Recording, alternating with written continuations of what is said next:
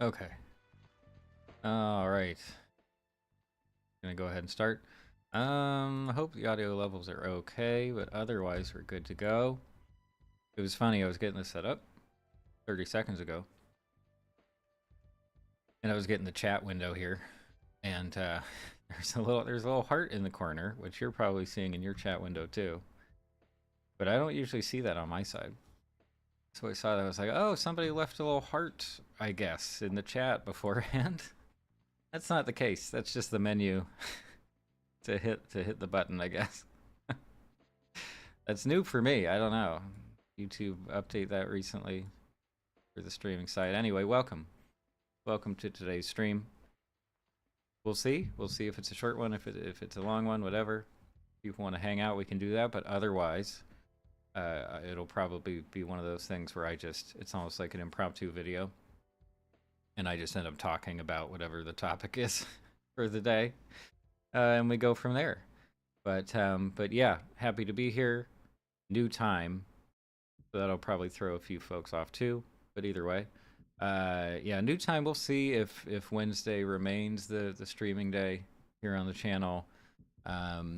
It's something I've been experimenting with recently, given some changes just in my work schedule and everything. But yeah, Wednesday I feel like could be okay. I've also toyed around with the idea of a full weekend stream. I think that could be a lot of fun. I don't know if there's enough interest in that, and like it's such a hard time. Weekends, people usually have other things going on, or they're doing other things, myself included. So I'm not sure if that would be worth it or not. I guess, feel free to let me know about that. But otherwise, for today, our sort of the meat for today that we'll be getting to a little bit later is the topic of some pretty, I would say, substantial DreamWorks layoffs. Now, it's not necessarily the most substantial in terms of overall studio numbers, but in terms of impact and repercussions for these layoffs and what they signal for the ways that the company is changing, it is a big deal, I think, and definitely something worth talking about, especially in light of a huge swath. Is that the right word? A huge swath of layoffs over in the video game industry recently. It's been a pretty big deal over almost all of 23, but especially the latter part of 2023. Tons of layoffs in video games right now. And most of this would seem to signal belt tightening in anticipation of economic recession, which is actually something we talked about forever ago. I made a video about like, okay, what happens to the creator economy if we hit another major recession? Because we haven't really had a major recession since like the late aughts, the late 2000s. We haven't seen that play out yet. But companies typically have a better eye for when that stuff is coming, and they tend to prepare for it more seriously, we could say. And so, even if it's just the fact that a lot of entertainment-related companies are expecting a recession that won't actually happen, like it makes sense. It makes sense that one of the first moves they would do is to just fire a bunch of people, or to shutter certain studios, things like that. Anyway, there is a lot to talk about there. We won't get there quite yet. Oh, I was wondering why I had this tab up, but it was because I was playing Pokemon. And because there's so many new Pokemon now, meaning like in the time since I was actively playing Pokemon, which is Gen 1 and 2, now when you're in a battle and the game says like, hey, your opponent's about to send out Clauncher, my reaction is, what is that? What on earth is a Clauncher? And it's also kind of fun to try to imagine, get an image in your mind of what a Clauncher could possibly be. And to be honest, I was not expecting a lobster. I was not expecting a blue lobster with scary eyebrows. I just, that's not what I pictured. And even for types, oh my gosh, the type matchups at this point are so complicated. I do need to actually reference, online resources for this stuff nowadays. Which I'm sure would be very disappointing to my younger self, who like, oh, come on, we were playing those games without guides. Mid hike up the mountain, 15 miles on the way to school, etc. So yeah, it's a different landscape now. My Pokemon skills have maybe regressed in the time since the Game Boy Color era. But that's why that was there. We do have some a couple quick things, I guess, in terms of like animation news, headlines, whatever. Apparently Crunchyroll, this is, okay, it's not the most helpful headline, but I believe what this means is that Crunchyroll they're essentially establishing like a spin-off channel, and 24/7 implies it's live streams in the sense of like, do you know on YouTube when they'll, some random channel will be like, oh, we're streaming a full episode of this old show that used to be on TV. And it's like, okay, so it's not live in the sense of interactability. It's just live in the sense that you will only see, you can't skip forward in an episode. They're not just uploading the episode to YouTube. They're treating it like live television. So I think that is what is happening here with Crunchyroll. And specifically, these are like, free. It's a free app on a few different platforms. It's on Roku, Vizio, which I don't think I had heard before, LG channels, unfortunately, I'm aware of, and then Freevee, of course. So like, it's as is explained here, as Jamie explains here, our good friend Jamie, it is supposed to be a gateway thing. It's supposed to be the gateway anime app, to usher people in and be like, hey, you like this? Maybe you'll like some other anime. Maybe you would like to subscribe to our massive service. OG Juice, how's it going? Welcome to the stream. Says, so Crunchyroll is going to bring back cable. I mean, I don't think so. I think this is all streaming exclusive stuff. It's just like the kinds of streaming apps that are similar to cable, right? So it will almost definitely have ads attached to it, and you don't get to choose. I don't think you really get to choose like, oh, which show you watch when, but rather they're just, here's the show that's on at this time of day, here's the show that's on at this time of day. So yeah, it feels, in that sense, it feels weirdly outdated. But like I said, people do that on YouTube, people do that on these free platforms. So okay, as an introductory thing to some of the most popular anime or things that they think will really bring people in. Cool, I guess. But that's the other really compelling part of this is like, okay, let's not look at this list for a second. Just ask yourself, if you were trying to get someone into anime, pick 5 shows, 5 to 10 shows that you think would do it. No restrictions. So not like, oh, it has to be popular, it has to be old or new. Just 5 animes that you think would really convert people. Juice, if you have some in mind, let me know, and I'll try to do it too real quick. Because, spoiler, I don't think the ones that they picked are necessarily the best possible selections. But I find it kind of an exciting question. Kind of a stimulating question of like, what would actually bring people over? Because, as I think we all know on this channel, there are certain anime that are not for everyone, and they can be very intense in very different ways. And therefore, there are some shows better or easier to get people on board, and there are shows that make it harder and that might turn people off from anime. So personally, like, I think, especially here in the West, some of the big anime that were previously available on old cable television or Toonami, that kind of stuff, I think those would be great picks, even if some of them do look a bit old because they're from the 90s. So certain Sailor Moon series, I think, could work.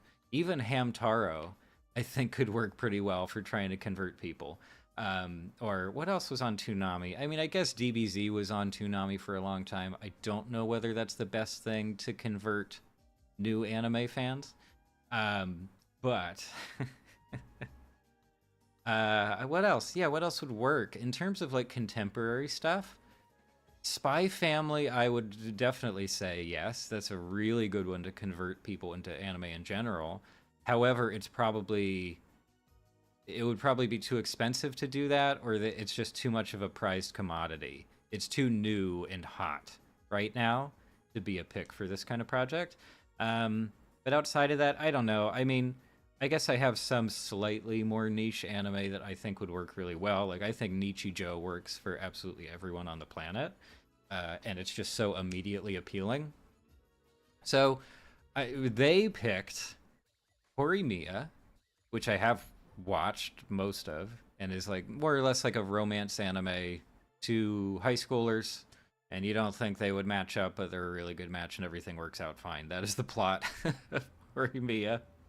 I hope that's not a spoiler. Then we have Ranking of Kings, Moriarty the Patriot, Psycho Pass, Ari Foreta. I was trying to say Ari Fuerta. That's not what it is. Sugar Apple Fairy Tale, I've never heard of. To Your Eternity, and Code Geass. Yeah. So personally, I don't know. I think these picks are based on the fact of like, okay, yeah, maybe they did think they would kind of be good to convert people, but I also feel like most of the decision making was these are things we can afford to move over here. Like these are not our most popular, at least as far as I know. These don't really. Horimiya might show up on some of the most popular shows when you're on Crunchyroll, but these other ones, I don't know, maybe half. So it's strange to me. It's the overall idea makes sense for getting more people into it. Whether these are the shows that would do it, I don't know. And on top of that, it's not like, Crunchyroll is obviously the go-to place if you're really big into anime. There are plenty of other ways to access anime. Like I think Hulu has Spy Family, as far as I know. Netflix has tons of anime and has for quite a while. They've even done their own English dubs of certain shows. So again, it's good if this does get more people interested and they realize there's more to anime than just like male characters fighting and yelling at each other. Great. Whether it'll actually do it, I have no idea. I have absolutely no idea. Okay, so that's that. As I like to do every once in a while, I just look at a list of things that are upcoming because I tend to lose track of which animated shows and movies are coming out soon. And thankfully, Cartoon Brew has our back here as well. And I want to briefly talk about Wish only because I watched the trailer immediately before the stream started today. And I'd been putting it off for reasons, so I'll give a couple of impressions there. But otherwise, what else we got going on? Let's see if anything catches my eyes here. Digimon Adventure 2, I guess. Good that still exists as a franchise. Trolls Band Together, I think I've talked about at length. Not the movie itself, because I haven't seen it yet, of course. But because I'm starting to realize about myself that I want to stand up for trolls. Just within, I don't know, the animation community at large. I'm sure there are other people out there who recognize the value of trolls, but they don't talk about it enough. I think we need to have some talks about how Trolls is actually not really that bad. Leo, I don't know what that is. I might open that up. Wish is coming up kind of quick, in about a month. And as I'll get to in a minute, Disney is really pumping that one up. Disney is really acting like, oh, a dogfight. Not that kind of dogfight, but you can still bet, I guess, if you want to. Disney is really acting like this is a guaranteed hit. Disney is being extremely confident in its marketing of Wish And it's something that they even announced really early. I think it was announced at one of the D23 events like years ago, 2 years or more. Um, and finally here, I'll get to it in a minute though. The new Miyazaki movie, of course, not until December. I assume that'll be a relatively limited release. But regardless, it is something I would like to see. And I really haven't seen all that many Ghibli movies in the theater. I don't think. I don't know if anyone in the chat has seen any of their stuff in an actual theater, whether it's a re-release, a special screening, or when they were initially released in theaters. But I would love to, and I've heard only positive things about this movie, even though it doesn't look especially interesting to me. I am very interested in the Chicken Run sequel, which will be a Netflix release because they have a pretty long-standing deal with Aardman, at least over the last few years. So that's great. And outside of that, I don't think there's too much else to talk about here. So yeah, I'll comment on Wish very briefly.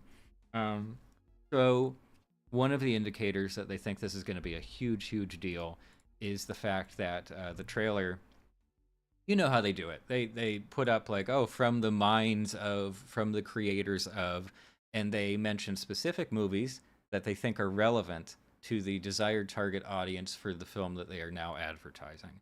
And in the case of Wish, even though we know it's Disney animation, like we know what Disney has done in the past, even small children know what else Disney has done. They only mentioned Frozen. That was it. I'm pretty sure. They just said, from the creators of Frozen, done. And that was overlaid. That led right into some of the singing. One of the musical numbers was going on in the background, and you can hear the character singing. And I was like, okay, they really think this is a massive hit. And I'm not saying it won't be. I would definitely not say that the character comes across, or the movie as a whole comes across as bad.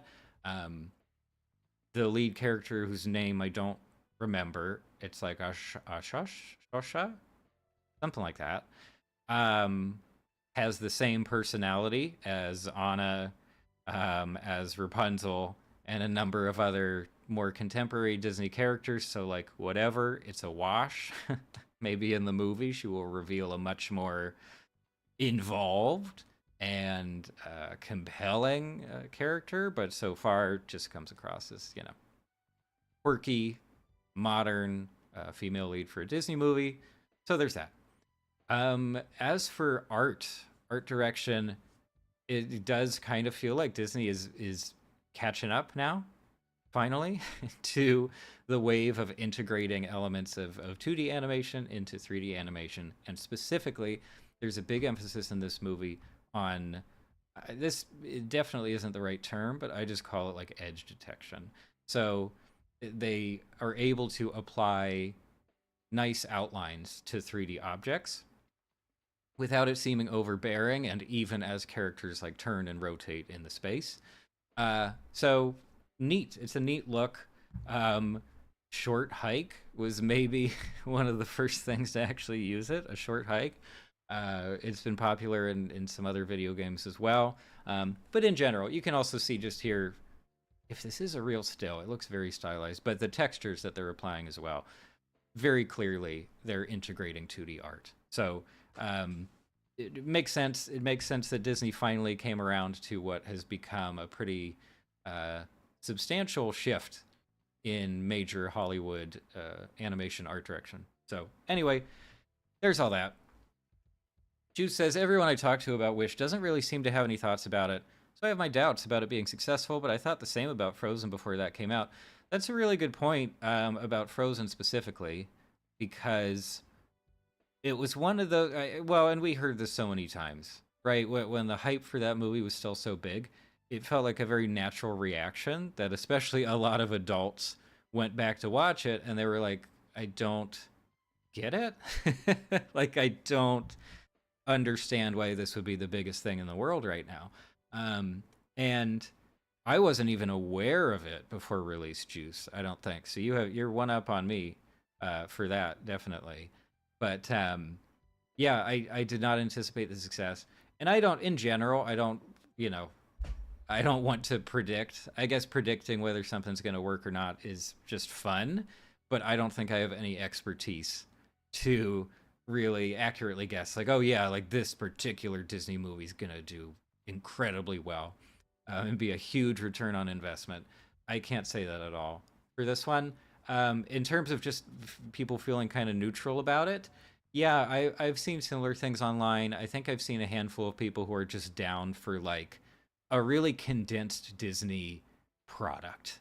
And that's the other thing that I wanted to touch on really briefly is that another part of the marketing for this movie and even its announcement I think was like, "Oh, this is supposed to coincide with the 100th anniversary of Disney." And I think it does. I doubt, not to the day, but it is the 100th anniversary, right? And I think the initial announcement said it was based on like the concept of wishing on a star, which is obviously integral to the history of Disney, and they've really trotted that out when they're marketing the brand or like the essence of the brand. So, okay, for one thing, the idea of basing an entire movie off of just like a concept that people associate with your company is interesting. Um, and even, yeah, some of this really initial marketing is incredibly vague. It's just like, okay, a wishing star. Okay, we just had that in Last Wish. It's been a topic of many different stories and movies over the years. Cartoon Brew, Jamie says, looks like a winner for Disney. So there you go. Um, I think between the lead character and just I would not be surprised to hear, by the way, that the exact same songwriters who wrote for Frozen wrote the songs for this movie because they sound incredibly similar in terms of delivery, but also just structure and style and everything. And hey, like you can't argue that much with success. Like they did it. They did it with Frozen. They made an obscene amount of money and shipped a huge amount of merchandise and kind of set up a franchise. Sort of. I don't know whether they would bring Frozen back, but maybe as a series. But anyway, yeah, that's Wish. I was not electrified by the trailer. It seems very much in line with modern Disney, and that's all I felt. Color palette, I don't know. Yeah, art direction neat. Art direction neat, and who knows? Some of the characters may be incredible and really fun to watch, but I haven't seen enough to make a judgment on that. Nerd says, "Yo, sorry I'm late. Hey, don't worry about it. It's cool. It's cool." I feel like I'm just getting started, even though I've been talking about Wish, I think nonstop for 10 minutes or so. But yeah, so that's the other thing that's coming up pretty soon. But like I said, what else? Chicken Run Dawn of the Nugget. Absolutely, I am on board. I will probably be watching that day one. And the Miyazaki movie, I would love to see in theaters. It's just a matter of where they're showing it and whether they charge $20 to $25 for a ticket, but probably not. Yeah. Nerd says, did you hear that Luffy from One Piece is getting his own balloon for the Macy's Thanksgiving Day Parade? Let's go. Let's go indeed. That's cool. For a second, just based on what we talked about in the past, I assumed that you meant Luffy from the live action, like the actor or something was doing something else. But no, you just straight up the character Luffy from the manga and anime is getting a balloon. That's neat. We could actually consider that a pretty major step for just the presence of anime in the West. Honestly, it's not especially insightful, but that's the fact of the matter. Even if you don't feel like the Macy's Thanksgiving Day Parade is still, the most relevant thing, it's still big, and it's still a way to kind of condense and focus on certain aspects of American pop culture, and now not even just American pop culture, but pop culture globally, I guess. Neat. I hope the balloon looks good. I'll say that. I really want the balloon to look nice. I don't know who makes those balloons. I don't know what kind of elite balloon making company is in charge of all this stuff, but it needs to be on model. It can't be some goofy, stretchy Luffy. Just the standard Luffy, straw hat, not angry Luffy, not with a jacket or anything like that. Just The Luffy we know and love. That's all it needs to be. Um, so yeah, thanks for letting me know. I'm interested to see that actually. We'll see.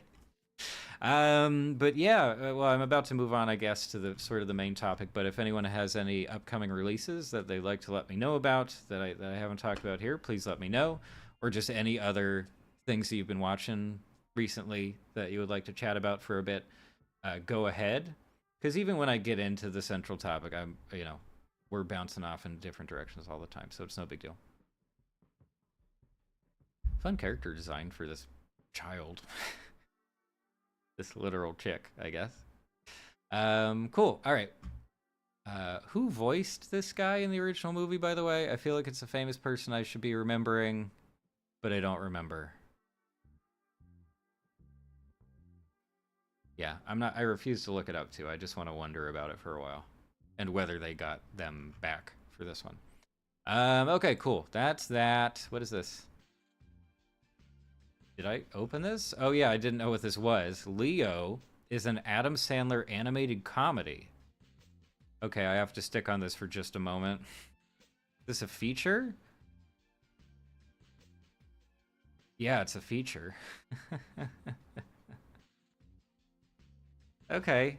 Described as a coming-of-age animated musical comedy about the last year of elementary school, as seen through the eyes of a class pet. This is long. Jaded 74-year-old lizard Leo has been stuck in the same Florida classroom for decades with his terrarium mate Turtle. When he learns he has an experienced life and gets caught up in the problems of students, including an impossibly mean substitute teacher, it ends up being the strangest but most rewarding bucket list ever. Oh, so this is like not adult animation. This is for kids, right? I mean, for one thing, it's set in an elementary school. That would be a really weird setting to get, like, into gross comedy. So it would seem this is a children's film. And I assume Adam Sandler is voicing the lizard? Bill Burr. Okay. All right. And a bunch of people I'm not super interested in, but anyway. Apparently it's Mel Gibson. No way. No way, Juice. I was gonna say Mel Gibson, I swear to God. I was gonna say, because I was just thinking like handsome action man, you know? Beyond that, I didn't, like, it could be Mel Gibson, it could be, you know, some other guy. Tom Cruise. Now he has a distinct voice. I assume they did not get him back then, right? Like, he's still on the outs, as far as I know. Like, people are still not cool with Mel Gibson, and I am okay with that. Wow, now I do want to know. If you guys happen to know who's playing that character in this one, be sure to let me know. But yeah, wow. Okay, well now we know what Leo is. I'm not especially into it. I also am not crazy about the art direction, just based on this boy's face. The boy's face and the lizard are not really doing it for me, personally. But there you have it. Oh my god, this was announced ages ago. I never heard anything about this. Okay, all right. Should we talk about the depressing stuff for a little bit? Okay, so here's the long and short of it. Just a few days ago, DreamWorks announced that they were, or at least it was found out, that DreamWorks was laying off about 70 people, and apparently most of those people came from utility teams. So, like, they weren't necessarily attached to specific projects, but just like, oh, whoever needs help, you help them out. And yeah, utility artists, but also other departments, I guess. So as far as I know, they have not announced any like cancellation of, you know, projects that they've already announced, anything like that. And then also just not rehiring contractors, which is it's very funny to me that they act like that's not firing. Especially as someone who's worked as a contractor for many years. Like, you're just not a person to a company if you're a contractor. You're not an employee. you do not have to be treated, the same way at all. So beyond the layoffs, there were also contractors who essentially got fired, like they're out of work because they're just not, they're not renewing those contracts. So I think part of this article, an important point to make: these layoffs are not directly related to the report that the company's shift to a mixed production model, which to me seems incorrect. And the source here is just that reporters said that it was just other stuff with the business and not related to this also very recent announcement that they're going to reduce their in-house animation and they're just going to start working with third parties instead. I feel like there is potentially a connection between these two things. I think that there might be some kind of connection, and that just like referencing the fact that other people reporting on it, said, oh, the company said it was other stuff. There might be more to it than that. Nerd says, I've seen the concept photo for the Luffy balloon. It looks really cool. I might pull that up. In another tab. Anyway. So, okay, yeah, so this is the bigger thing here, and what I think is the biggest contributing factor to the layoffs as well. It's just that, yeah, DreamWorks basically said, hey, we just don't want to do as much in-house animation. They were one of the biggest studios that was still doing a whole lot of in-house animation for their projects, specifically here in LA. And as this article rightly points out, like there have been plenty of other major animation studios that have been outsourcing for many years now. And in television animation, that's been common for so long, for many decades, of shipping stuff off to third-party studios that are not, it's just a partnership with the main studio. And so while a lot of creative stuff might be handled at the main studio in LA, the actual animation work is happening elsewhere under the supervision of the main studio. So it's not that this is like earth-shattering news necessarily for the animation industry as a whole. I do think it's, well, for one thing, it's incredibly sad news for any animators living and working here in the US, because it was still possible for quite a while, particularly through DreamWorks, to get a job in animation and work right in Hollywood, more or less, and be a part of it, as opposed to, animation studios working in operating in developing countries where you don't have to pay them as much money are doing the bulk of the work. So it's definitely sad on that account. That is an issue in itself, but it also kind of felt like DreamWorks was one of the last bastions of that presence of the animation industry in LA, as opposed to just like, oh, this is where we have our business offices, and the actual animating happens in Canada, Australia, different parts of Asia, etc. And that's the other thing, is that it's not that I have an issue with the actual animation work that is happening or that is being completed by these third-party studios. They can do incredible work. There's no question about like the quality of the work, as long as they're given, the right budget and the right amount of time to do what they need to do. The quality is up to whoever's hiring them. The quality is up to the lead studio. So I'm not concerned that all of a sudden DreamWorks stuff is going to be like worse, that the quality is going to drop off a cliff. That's not how I feel about it. But at the same time, it does seem like there's some potentially shady stuff going on just in terms of how they operate, and like maybe they didn't need to make these cuts.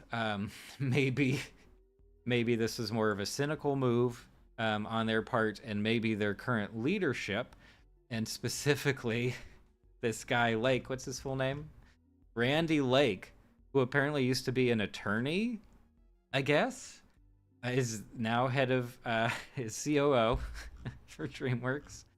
And yeah, so there's some commentary here that's like, okay, maybe he doesn't have the best interests of the studio at heart. And also, one of the studios that they're partnering with, one of the third-party studios they want to work with now, is a studio that he apparently, yeah, that he used to head. So,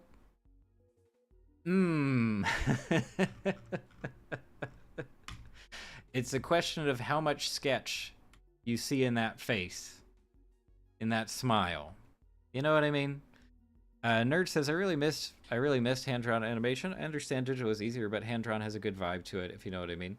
And Football Lover is agreeing. Hand animation always gives me more fuzzy. Well, you know, it depends what we're talking about here.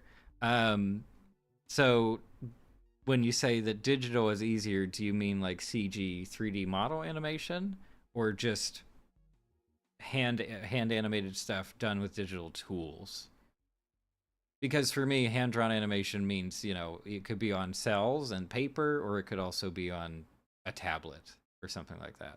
So if that's the case, I totally agree. Yeah, hand-animated, frame by frame, is completely different feel from CG or like interpolated animation, things like that. But totally, and that's the other thing is like DreamWorks in particular, they have kept their 2D animated stuff very much alive and well, specifically in the area of television animation, or television equivalent animation. So stuff like Kipo, I almost said Kupo, that's a different project. Kipo, She-Ra, incredible stuff. Like really, really good 2D television animation. It was on a budget, but it still looked great. And you felt, I felt assured. I felt at peace because they were demonstrating, oh yeah, we still put plenty of money into 2D animation. It can be great.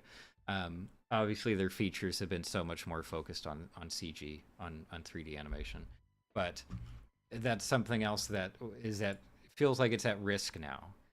In general, when there's a tightening of belts, it's harder for really niche or kind of cool stuff to get greenlit, just in general. And I am a little bit worried, and especially after Ruby Gillman, which it's hard not to immediately point to Ruby Gillman and the huge theater flop that it was as not being a contributing factor here. But that was one of those projects that, like, it was a completely original property, a new idea, and it performed horribly. It's hard to imagine them not letting that influencing what projects they approve and you know, what projects they reject in the future. So I don't know. Beyond the immediate news of a bunch of people lost their jobs, and it's not great, and it's indicative of broader things happening in entertainment right now. Beyond that, I also think it does say a lot about the company's philosophies right now and their goals that are, at least to me, not super compelling. I don't find it super exciting that they're really trying to cut costs right now. And it doesn't make me confident in their continuing role as a source of really original animation here in Hollywood. So that's that. Mostly negative overall. But we'll see how things go.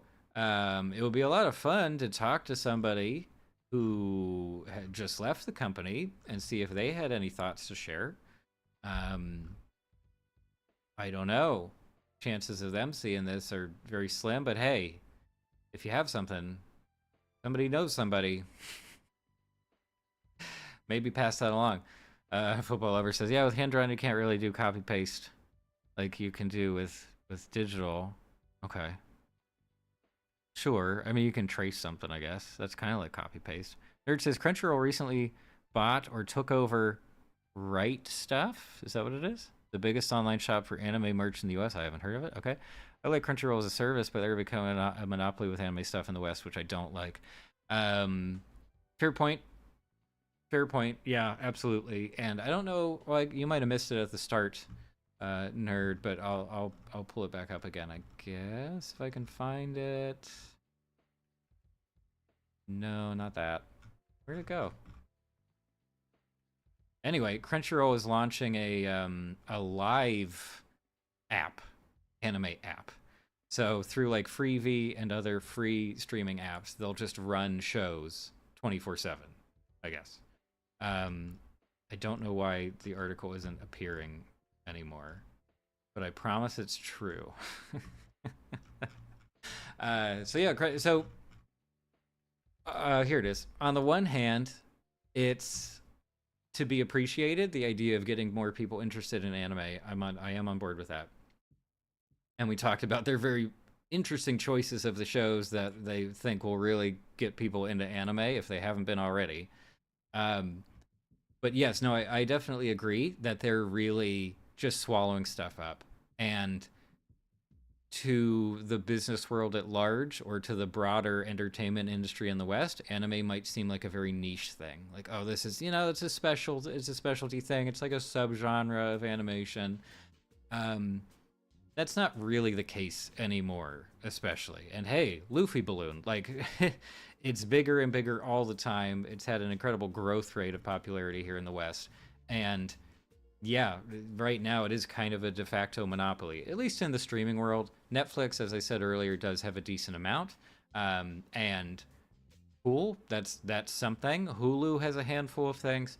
And I'm sure the other streaming services have stuff that I'm just not aware of. But regardless, yeah, that Funimation acquisition is just massive. And it was also handled poorly in terms of carrying everything over to Crunchyroll. Like, it took them a very long time to kind of sunset Funimation, and I have a feeling Funimation still exists. Like, you could still subscribe for some reason. Like, why are you not consolidating? Why just put it on Crunchyroll? So, on the one hand, as a fan, it can be kind of nice. Just like, oh, if there's a show I want to watch that is anime, the chances are good it's on Crunchyroll. I can just get that app and it's fine. It is definitely not good in terms of competition.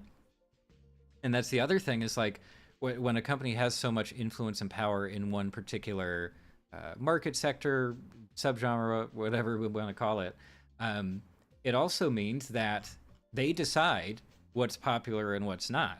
So if for whatever reason Crunchyroll got all out of nowhere, Crunchyroll got like really Puritan, or puritanical, and they were like, oh, this one show we don't like it for the violence or like sexual content or something, we have decided based on our self-imposed rules that we're not going to air that, we're not going to pick up that show.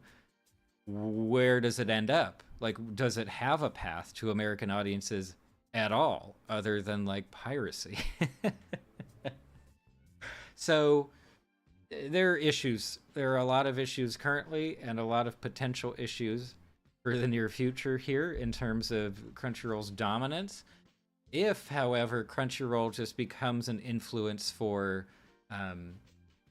onboarding, for conversion, getting more people interested in anime, cool.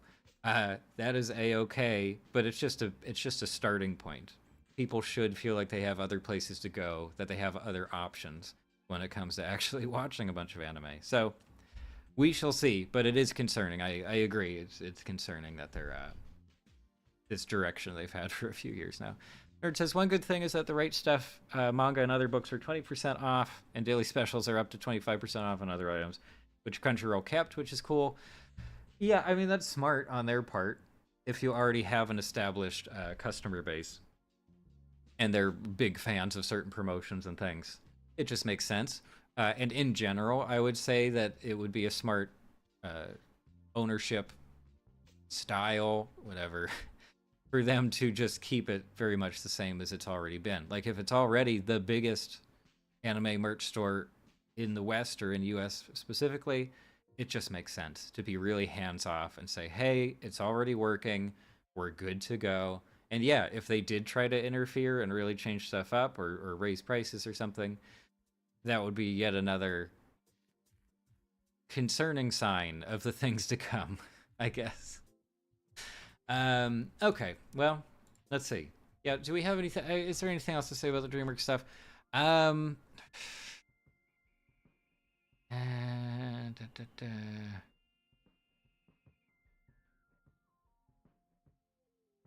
Yeah, I don't know. At the very least, DreamWorks is not looking to acquire other third-party studios based on the statement made here in this article.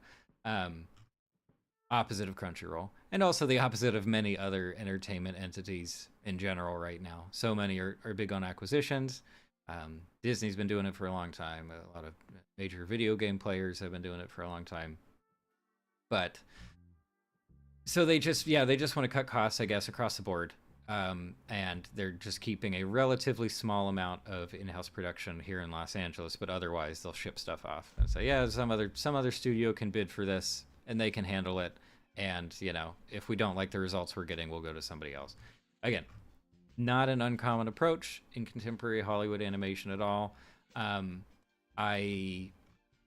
worried that it's just a part of a piece of the much bigger puzzle here. I'm worried that it's indicative of a kind of a cynical and kind of a risk-averse business strategy of the company overall. And beyond that, I worry that this will either lead to or in some way align with some other big layoffs in entertainment or animation specifically in the near future, which I mean, I'm never on board with. And those are not environments in which we get really interesting stuff, at least not from the big players. The environments where, it's the big companies are really worried about risk and they're playing things very safe. Those are the environments when small filmmakers and just like DIY stuff really rises up and says, okay, if you're not going to do it, we have some ideas. We will try to do things. We will try to do something interesting instead. So good and bad, but it does just kind of make me a little bit depressed that we seem to be heading into a time of very much decreased spending in entertainment and specifically in animation. So we will see how things go from there. But yeah, just for now, feel very sorry for the folks who did get laid off. That's just a shame. I hope they get some really lucrative stuff soon at either another studio or go freelance or whatever they want to do. Not too shabby to have DreamWorks on your resume, right? You're like, oh, hey, by the way, I was an animator for DreamWorks. Pretty darn good. So yeah, we'll see about that. But I don't know. I don't think I have it. If someone else has more comments on it, please let me know. But I think I've run out of my top of the head commentary for that one. All right, let's see what else we got. Nerd says a Diary of a Wimpy Kid holiday special is coming to Disney Plus. Do they own that too? And it's based on book 6, which means they skipped 3 books. Well, if it's a holiday special specifically, I assume there wasn't holiday stuff in every single book, maybe, right? So they didn't have a lot of options there. But that's not one that I follow. I don't know. Is that a good one? Have they done a decent job with their shows / movies? I thought they were doing movies specifically, but I don't actually. Anything else here worth talking about? Shorts. Too much.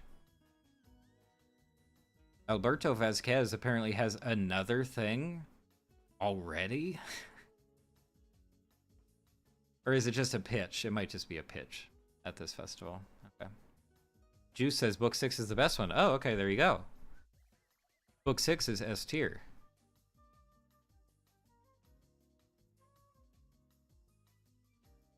If it's good, I'll check it out. Hopefully I won't need the context of the other books or movies or shows.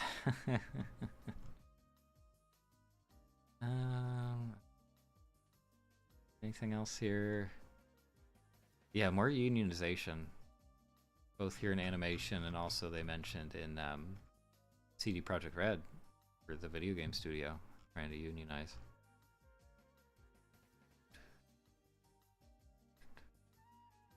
Yeah, do you think it would be worth it to watch some of the, or try to watch some of the Oscar animated or Oscar animation hopefuls for short films specifically? If I could find those, that'd be fun. I mean, it's not something we could do on the stream, but in general, that could be fun. Nerd says movies 1 and 2 were good, but as someone who grew up in 2010s, the books and the live action versions hold a special place in my heart. Yeah, fair enough. Totally. I have lots of stuff like that, definitely. Yeah, no, I never touched those.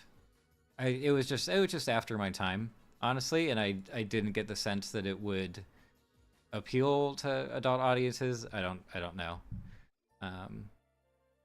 But yeah, if this new, I like holiday specials in general, so even if it's kind of corny, I could see myself looking into that one. This is also something I can touch on very briefly, I guess, but the headline says it all here. Rooster Teeth animation, what do we call them? A studio, animation distributor, maybe? They just pulled shows. They pulled videos and stuff from YouTube. Yeah, I think Reddit versus Blue was there like in its entirety. You know, just in like the free movies and shows section. But yeah, they just said, yeah, we're not making enough money off of this stuff. Please watch it on our website because we get more money from the ads as opposed to the ad cut that we're getting from YouTube, which is notoriously small, to be fair. This is not a great preview. Let's see what Jamie has to say. The anger among Rooster Teeth fans on social media seems misplaced. The company is still offering a way to watch almost all of its videos for free, and it doesn't seem like an unfair request that the people watching them do so in a way that is sustainable for the company. I'm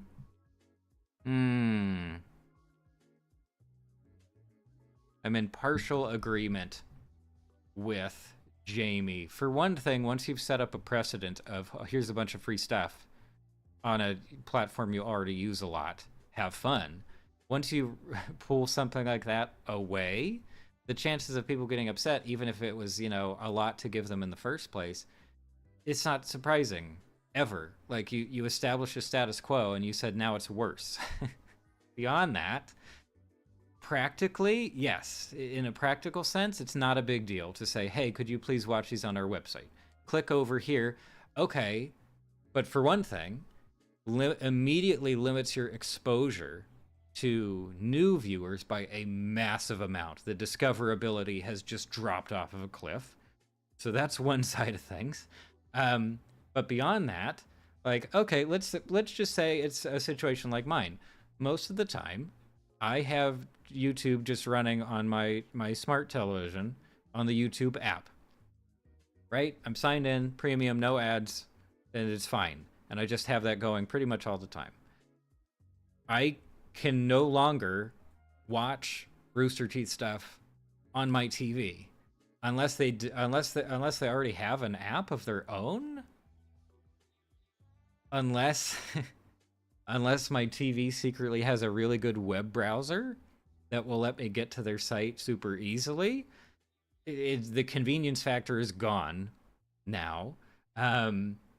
Yeah, but beyond that, yeah, sure. If you really want to support Rooster Teeth, of course you should do as they ask. Go watch ads on their website. I don't know if they have a paid option to get rid of the ads, because that's another thing, is like, if I could get ad free on YouTube versus having to watch ads on the website because there's no premium option, I'm not interested. I'm sorry. Like, I just don't want to watch the shows with ads at all. Full stop. So, quite a move. But yeah, people seem not to be super into it. Yeah, we'll see how it goes. Nerd says, wait, Rooster Teeth is still a thing? I thought they went bankrupt. I don't want to be mean. I'll put it this way. I am glad that Rooster Teeth has existed for quite a long time. I'm glad that they exist as at least like a semi-independent animation studio, distributor, whatever. They're an independent force within animation that's hugely respectable and really important for the health of animation overall. That said, I don't think I like any of their stuff. I don't think I have liked a single Rooster Teeth original project. And so, oh, here we go. Sorry, I should have read this in more detail. I wouldn't be heartbroken just because I'm not a big fan of their stuff. But that's a bad angle. Like in general, a lot of their stuff is very popular, and they've done great work, and I would like them to continue to exist for a very long time. And as this clarifies here, there is a way to get ad-free viewing on their website for $6 a month. Again, you would really have to be a big supporter or just be super into a lot of their shows to do that. Especially if they don't offer physical alternatives, like if you can't buy these shows on disc or anything like that, or for download. So, anyway, yeah, they are still a thing, but it sounds like they're in bad shape in terms of overall revenue. And to hear that that's at least in part because they're just not getting a lot from ad revenue on YouTube is not surprising. There's not a lot of money in that ad revenue unless you are a massive channel. Unless you are a major operation, it's not going to be sustaining amounts of revenue for sure. I've not that I'm comparing myself to Rooster Teeth, I've still never gotten a single payout from ad revenue here on YouTube. Never, ever. They always just say, when you hit the minimum threshold, when you hit the smallest amount of money that we can pay out, we will. We're not there yet. Not there yet. Juice says, I think they've been bought a couple of times, but I may be thinking of Machinima. Machinima's a whole mess. Yeah. And Juice says, I don't know if this will affect their stuff too much, though, because I don't really know how many people are discovering Red vs. Blue on YouTube in 2023. Yeah, I mean, the legacy stuff, sure. But for the more recent stuff, that's where the discoverability really matters, I think. It's also a question of how many people are just rewatching Red vs. Blue in general, you know? Like, how much, what are the viewer numbers on those things? How many people were actually really taking advantage of this stuff being on YouTube? I don't know. But yeah, I have no doubt that let's see if Rooster Teeth is actually independent. Have they just been acquired at some point? Who owns Rooster Teeth? Don't give me real... Oh. Here's a comedy moment. You ready?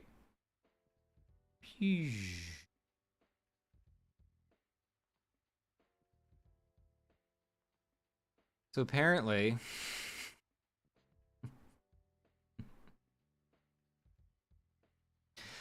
Rooster Teeth... Now this is strange. This changes the whole conversation, doesn't it? This changes the whole conversation. Does it not?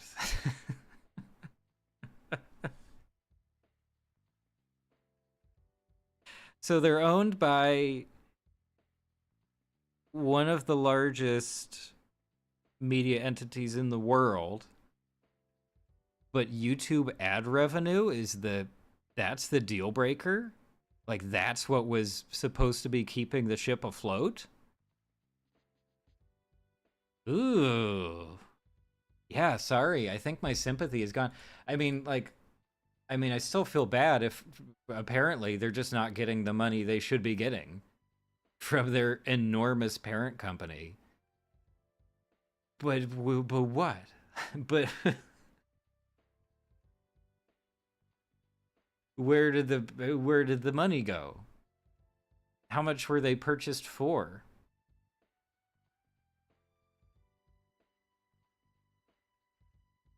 Bought by Full Screen, which is bought by Otter Media, and then they became a part of Warner Media. Wow.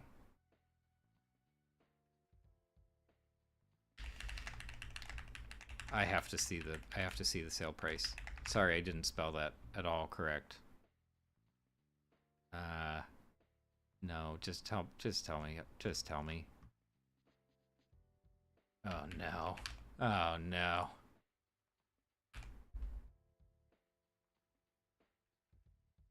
Uh-huh. They were looking to sell Rooster Teeth then. And they didn't. Okay. This is a mess, huh? Wow, this is a mess. Sorry, let me get caught up. Nerd says 2 days till Dr. Stone season 3, New World, part 2, episode 1. Oh my gosh, that is a long title. Comes out, can't wait. Yeah, I still need to catch up. As I said some other time, I didn't get sucked in, but I do like the show. You know, I would like to get caught up, so we'll see about that.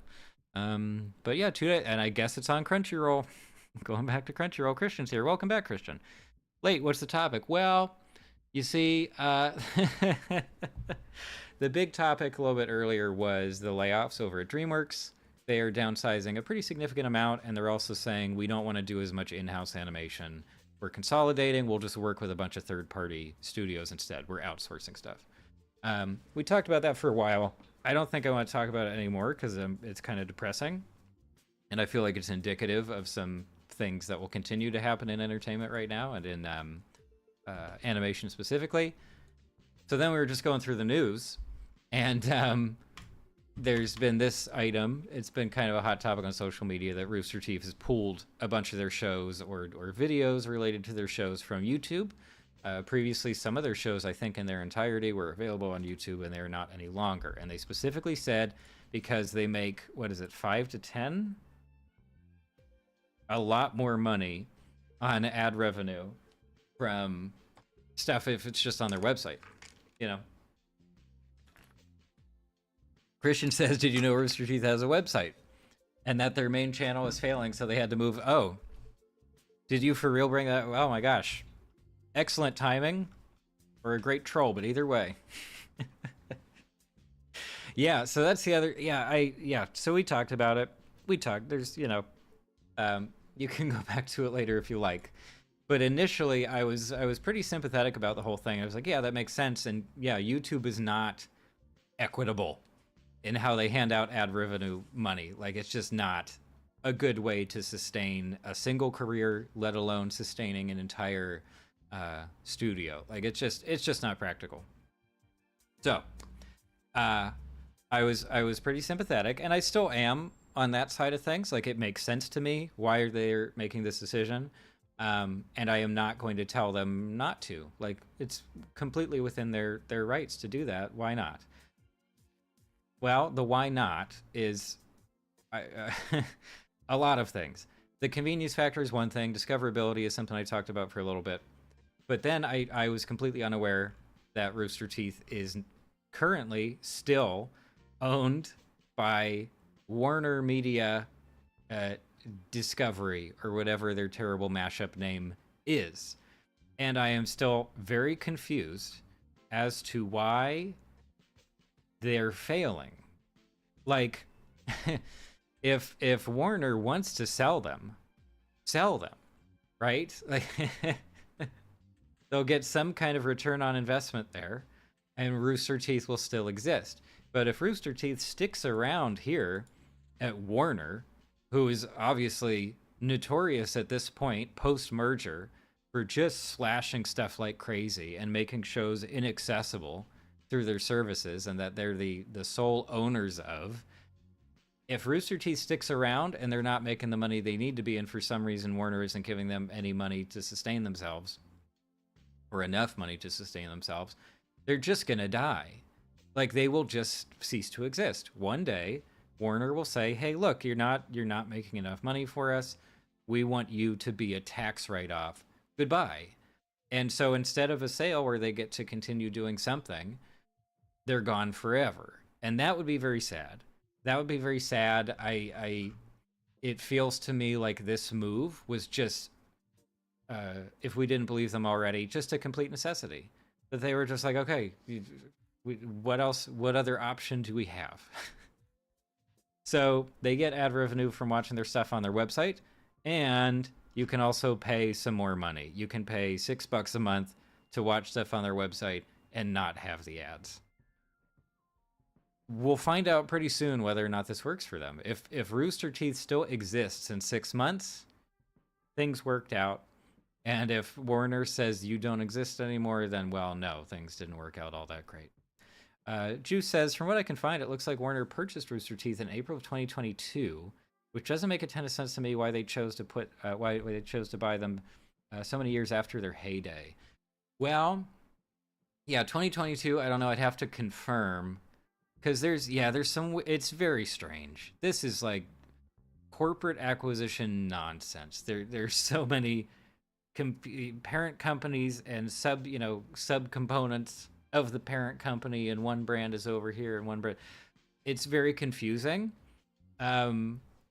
AT&T, which I think is still also part of Warner Media Discovery, apparently had them in 2019. Okay, yeah, and then they were then acquired by Warner because of the acquisition with Discovery. Okay. Anyway, but regardless of what 2022 could be right. 2019 they had still been purchased by other people as well. Regardless, your point still stands. The idea of like why are they still such a big, why would anybody want to acquire them so many years after they were an enormous deal? And they were a huge deal. Red versus Blue was a big deal. Some of their really early short stuff, as far as I remember, also successful. What is the other is it RWBY? Yeah, RWBY was their anime that I think was actually fairly successful as well. Acquisition fever is my short answer to that. So it doesn't have to be logical, but just in general, they say, okay, this company is valued at a certain amount, an estimated amount. We can afford that, and we know that both AT&T and Warner Media Discovery can absolutely afford a company of this size. And clearly they thought they would continue to produce original work that would bring people in. And I do think they still have that capability. It's totally possible for them to create a brand new show that really goes well, or just revive some of their existing series. Could totally happen. Oh yeah, Genlock did happen, which I hated. Concluded relatively quickly, apparently. It's possible. I could see them being purchased just for the sheer potential. Just like, okay, this is hot. They're doing some American anime. People like anime. This is relatively niche stuff, but it gets decent numbers. Why not buy them up? In hindsight, doesn't seem like it's working out, does it? Christian says, yeah, did you check out Ranma episode 1? I think it's way different than the rest of the series. It's a lot quieter, feels more serious. Ranma episode 1, is that literally just the first episode of the show, or is it a separate series or OVA or something? Because I definitely watched the first handful of episodes of the whole show, but I don't know if that's what you're referring to. So I'm guessing not. Yeah, I just watched a handful of those early episodes, and I haven't been back to it, but I don't mind it at all. I think it's a fun show. But yeah, I think you had mentioned they did a bunch of other stuff, whether it was OVAs or like technically different series and spin-offs and stuff. So that'd be neat. Anyway, yeah, so I don't know. Is Slow Mo Guys also owned by Rooster Teeth? Yeah, totally. Okay, so they're also doing all this live action stuff, and like Slow Mo Guys is very successful. And other things I haven't heard of. This is a giant mess. This is what I'm discovering. It's actually a giant rabbit hole. And my opinion on the whole thing just keeps switching back and forth. I'm shocked to hear that they are part of such a massive, massive media company. And that makes me less invested, let's say. I'm not less interested to see how all of this works out, but I'm less invested personally in the continued success of Rooster Teeth. Like, at the very least, you've had a good run, right? Like, a very independent animation house, as far as I could tell, turning into something very substantial, and something that was an attractive buy to, again, one of the biggest media companies in the US. So, I don't know. Very strange. Anyway, that's that. That's Rooster Teeth news out of nowhere. Tude says DreamWorks. Yeah, I'm still pretty proud of that. Still pretty proud of that thumbnail I whipped up in about 15 minutes the other day. So yeah, Christian, yeah, then if it is just the first episode of the show, I absolutely have. I have seen it. But yeah, I think I only did like 3 or 4 episodes of that show.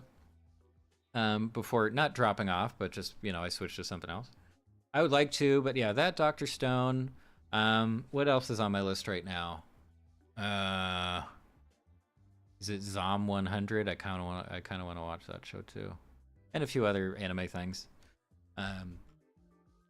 Not so much RWBY. Not quite my deal. I like the theme song of that show. Somebody put it into a rhythm game that I play all the time, so I know it from that.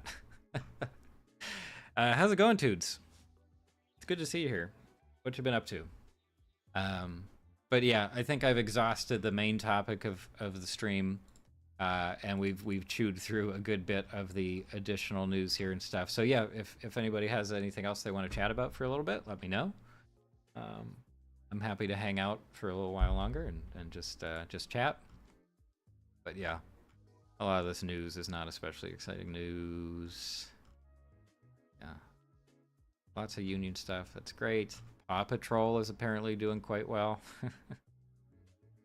With a reported production budget of, I think, $30 million. So that's something.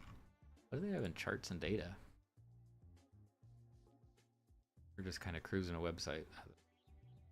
What? These are not so much charts and data. Dude says, I've been busy with work and preparing to go on vacation. Oh, okay, cool. That's a good combo.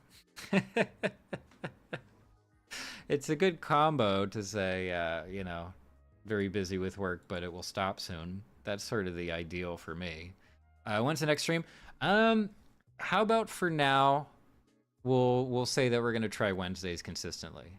I mean, if that's cool with you folks, because it really just depends on what, the people who actually watch the streams care about and when they're available, more than my availability.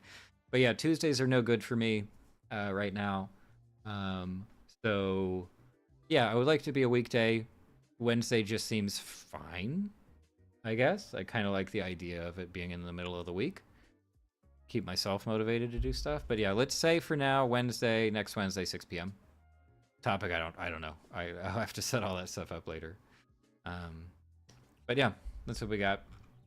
And if we feel like changing it to a different day later on, we can do that. We're very flexible here. And I mentioned way at the beginning of the stream, I don't know if anybody was even here, but I did mention at the start, like I would like to stream more, and I would even like to mess around with maybe a weekend stream, but it's not like we have a massive audience, and I definitely never want people to feel obligated to watch. I don't want them to be like, oh, I should probably click on this and just see what's up for a second. Like, it would just be hangout stuff. So I don't know. Maybe that's a bad idea to do longer streams or weekend streams or stuff like that. But we'll have to see. Yeah, even games. I don't know. I feel like whenever I try to play a game on stream, we just don't care, myself included. It's just a way to have something going, instead of looking at a static web page for 10 minutes. And that's what I'll do later tonight too. I've been playing Pokemon. I've been playing the really busted Scarlet and Violet gen. And it is kind of fun. So we'll see. Anyway, Juice says, would you care to elaborate your stance on trolls? Because you said a little earlier they're willing to defend the movies. I'm just curious about why. Sure. I'll put a pin in that. I'll go here in a second. Christian says, it's weird a YouTuber that I like, first video got like 1.2K, but they only got it like 400 subs. And after the first video, their highest and most recent video has about 780 views. Okay. Yeah, well, I mean, I don't know. That doesn't seem weird to me. Just in general, just like because I've been on YouTube for quite a while, and especially for small channels, any kind of data you get is basically useless. Like, anytime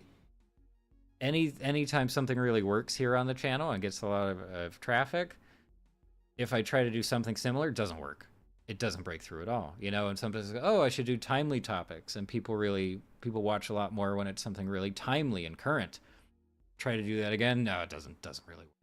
Or again, as you mentioned here, the difference between just overall views and likes and the actual subscribers, like the people willing to stick around, that's very consistent, I think, is it just tends to be so much lower than your total view count, you know.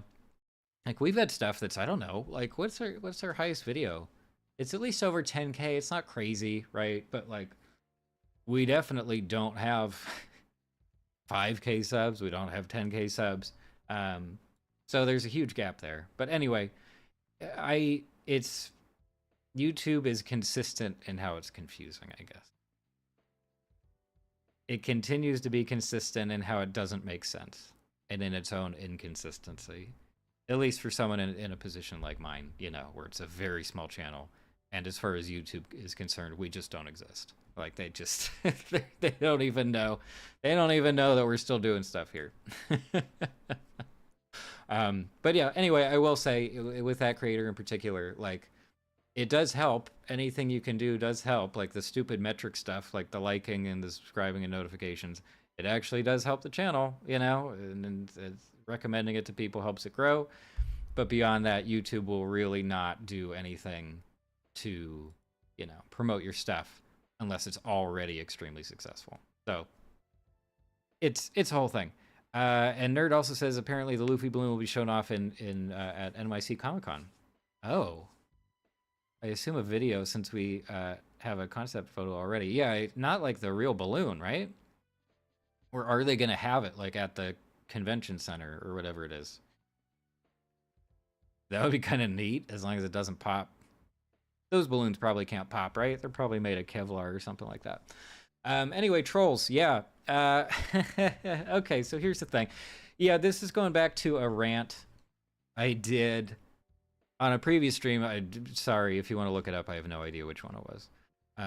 But basically, let's see if we can find an actual article related to the new Trolls movie, just to have something on the screen here.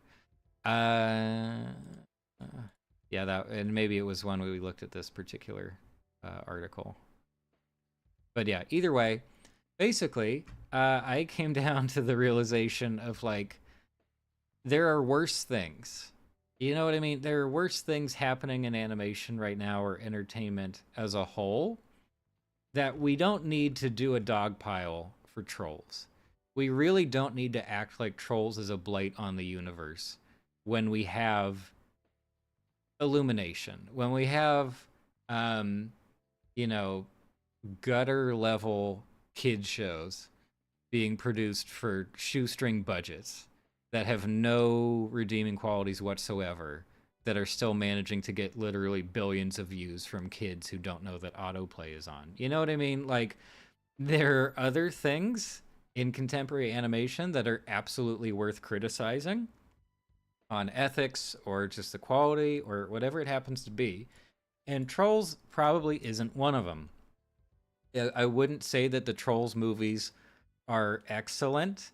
I wouldn't even necessarily say that I like them all that much. But just in terms of, you know, you have a stupid idea for a premise. You basically have a product, a licensed product, and that is the basis of your franchise. You're still doing a pretty darn good job with it. And that's what I keep coming back to, is that when you actually watch a Trolls movie, just the sheer effort that goes into everything you're seeing is impressive in its own right. Even if the movie isn't connecting with you, it's still top tier stuff. Just the just rendering, you know, physics, lighting, etc. They are just as advanced as pretty much any, you know, Pixar or Disney movie that you could think of. I don't think they're as appealing as most Disney or Pixar movies. They do kind of come across as cheap, but they're not cheap in terms of concept, sorry, and storytelling. They don't come across as cheap when it comes to budget and just talent and effort involved. So comparing that to something like Illumination, where pretty much everything I watch from them just feels soulless and hollow and empty, I've started to like Trolls more and more. So I don't know. I don't know if that's a video. I doubt anyone would really be on my side for that argument. And again, there's a ton of stuff about those movies that is plain stupid and is just like embarrassing a little bit, especially in terms of its writing and humor.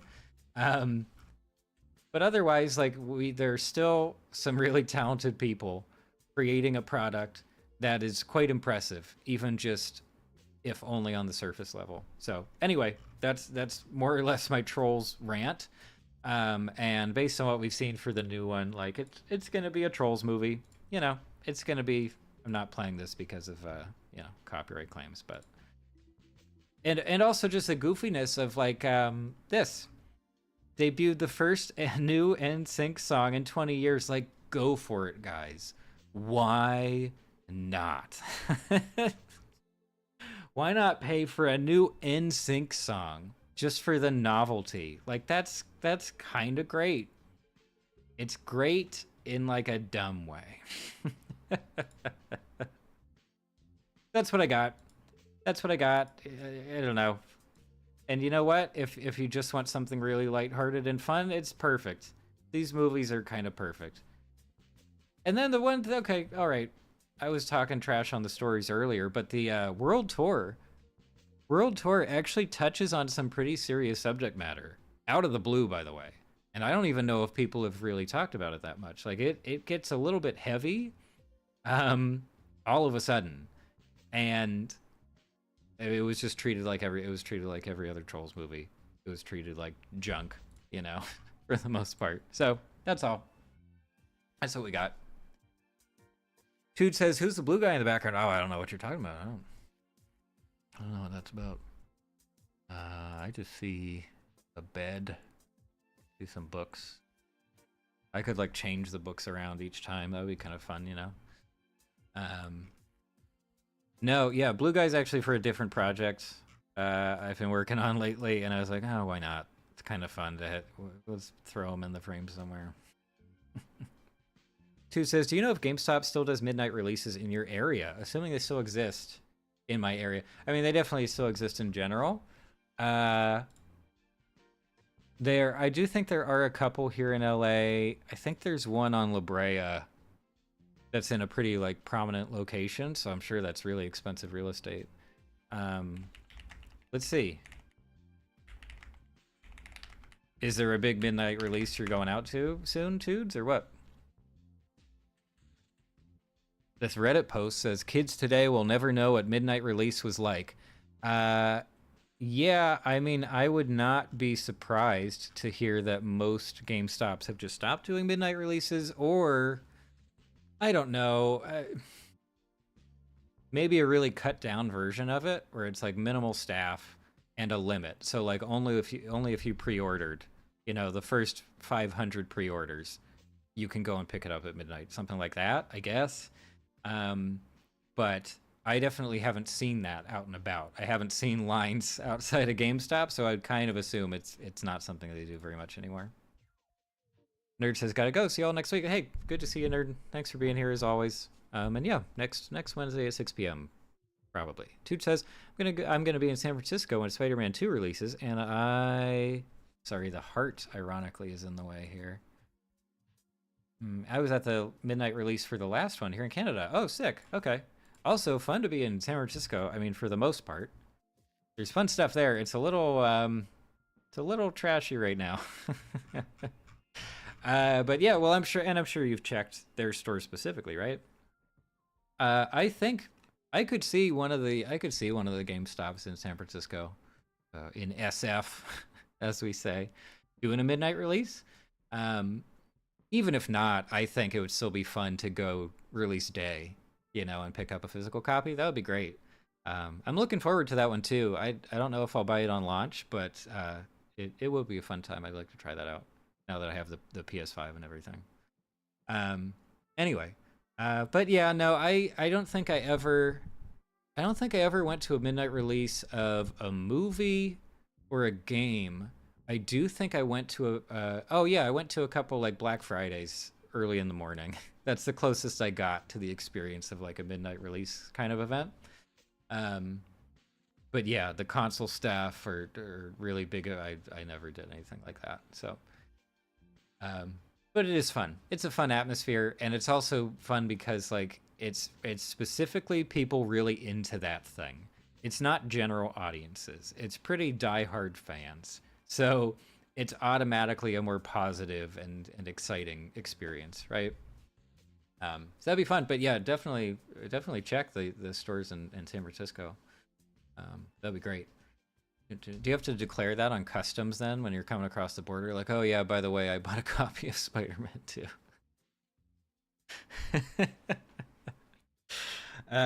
All right, folks. I think I should probably wrap up and make dinner. I'm very hungry. Getting a little lightheaded. But this has been a treat as always.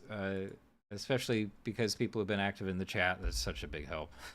That's such a big help for doing streaming stuff. It's really difficult to stream when people aren't talking a lot.